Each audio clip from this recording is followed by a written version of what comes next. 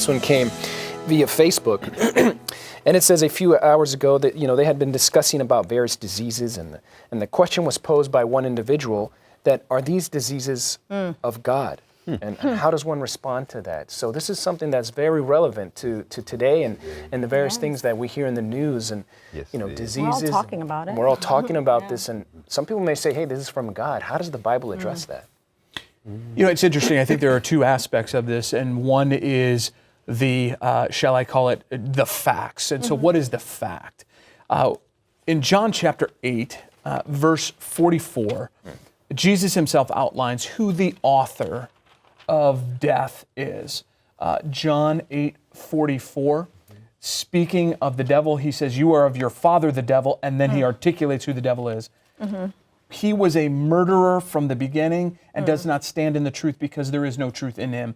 And so disease, those things which cause death, are authored by Satan himself, this fallen angel who is really the author of all evil. Now, yet we need to understand that in the context of the sovereignty of God. And Job, and I would encourage the viewer to read the entirety of the book of Job, but in Job chapter 1 in particular, and we could look at verses 9 to 12 very briefly, just to understand that there is a great cosmic battle that is going on behind the scenes where we see that God is in control. And that's Job chapter 1? Job chapter 1, verses 9 to 12. And what does it say? So Satan answers the Lord. There's this conference, so to speak, and he talks about Job. Does Job fear God for nothing? Have you not made a hedge around him, around his household, around all that he has on every side? You have blessed the work of his hands, and his possessions have increased in the land. But now stretch out your hand and touch all that he has, and he will surely curse your face. And the Lord said to Satan, "Behold, all that he has is in your power, only do not lay a hand on his person." And so, God is still sovereign, and God allows these things. And we say, well, why does he allow these things?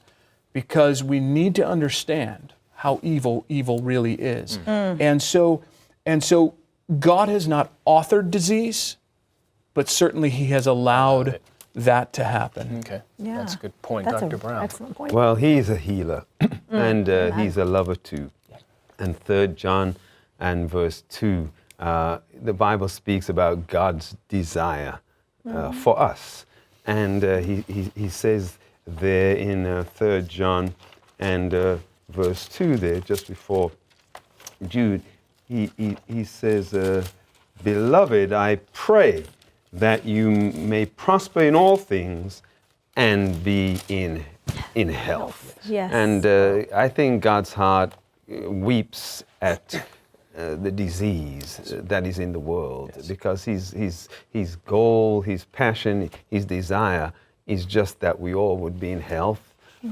Thank God that he promises a new heaven and a new earth. Amen. But until then, there will be pain, and the wheat will grow with the tares, and the sun will shine on the just and on the unjust until the Lord comes back. I can really appreciate with, answering that question that, these diseases do not come from God. He's not the creator of these diseases. We do live in a sinful world, which is a painful world, which means there could be people that question this when they have a disease or a loved one.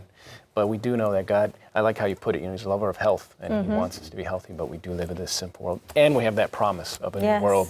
So thank you very much. Amen.